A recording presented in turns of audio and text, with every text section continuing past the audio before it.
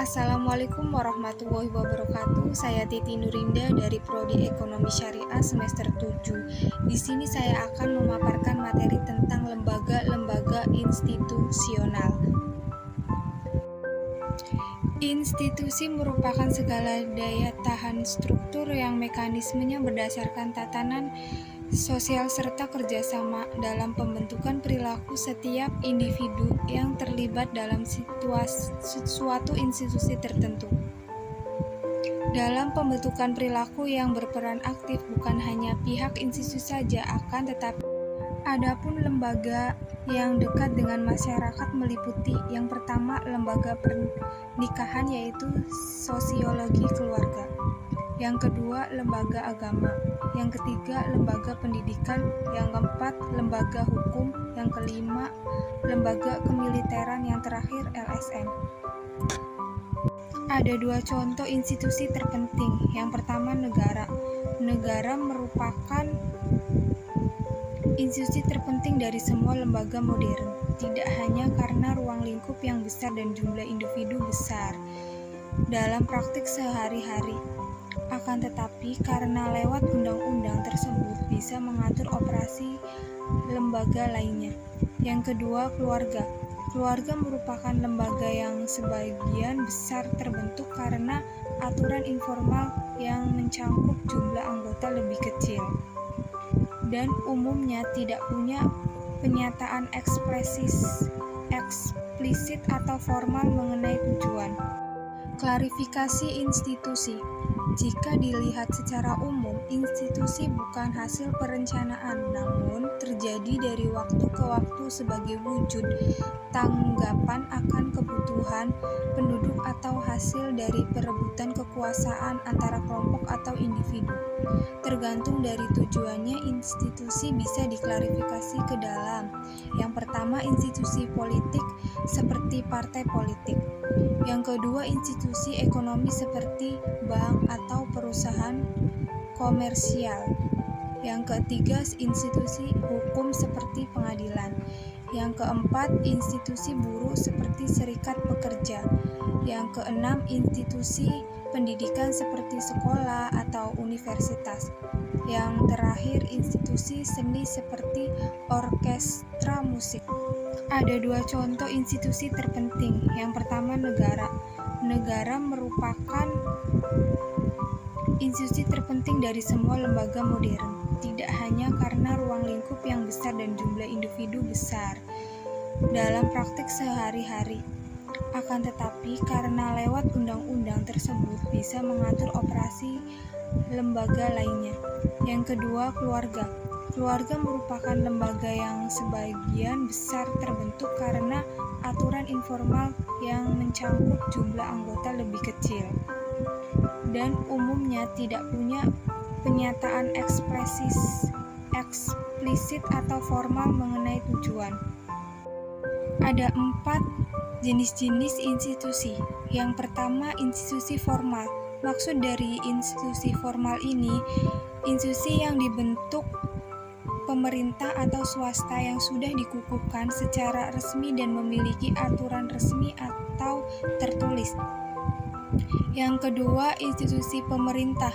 Maksud dari institusi pemerintah ini, lembaga yang dibentuk pemerintah atas dasar-dasar kebutuhan, sebab tugasnya didasari pada peraturan perundang-undang untuk melakukan kegiatan meningkatkan pelayanan masyarakat.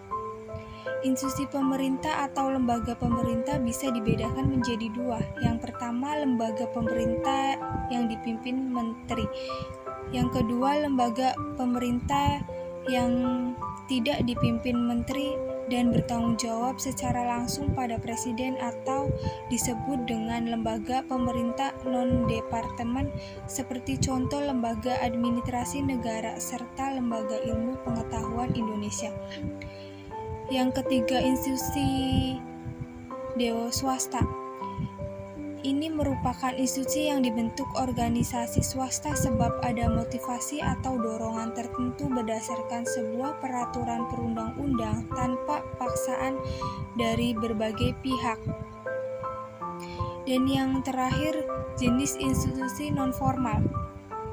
Ini sebuah institusi yang berdiri di tengah masyarakat, sebab masyarakat memerlukan sebagai wadah penampung aspirasi. Dari institusi non-formal ada beberapa ciri dari institusi non-formal, diantaranya lingkup kerja di wilayah atau kegiatan terbatas. Yang kedua, tumbuh dalam masyarakat sebab memang dibentuk masyarakat sebagai wadah menampung inspirasi. Bersifat sosial sebab bertujuan untuk meningkatkan kesejahteraan anggota. Dan yang terakhir dari ciri institusi non-formal ini biasanya tidak punya aturan formal dan tanpa anggaran dasar atau anggaran rumah tangga. Proses pertumbuhan lembaga sosial. Proses terjadinya lembaga sosial dapat melalui dua cara. Yang pertama, secara tidak terencana. Maksud dari secara tidak terencana itu, institusi itu lahir secara bertahap dalam kehidupan masyarakat. Biasanya hal ini terjadi ketika masyarakat dihadapkan pada masalah atau hal-hal yang berhubungan dengan pemenuhan kebutuhan hidup yang sangat penting. Contohnya adalah dalam kehidupan ekonomi di masa lalu, untuk memperoleh suatu barang, orang menggunakan sistem barter. Namun karena dianggap sudah tidak efisien dan menyulitkan, maka dibuatlah uang sebagai alat pembayaran yang diakui masyarakat, hingga muncul lembaga ekonomi seperti bank dan sebagainya. Dan ini yang kedua, secara terencana. Maksud dari secara terencana ini, institusi muncul melalui suatu proses perencana yang matang, yang diatur oleh seorang atau kelompok orang yang memiliki kekuasaan dan wewenang. Contohnya, lembaga transmigrasi yang dibuat oleh pemerintah sebagai cara untuk mengatasi permasalahan kepada penduduk.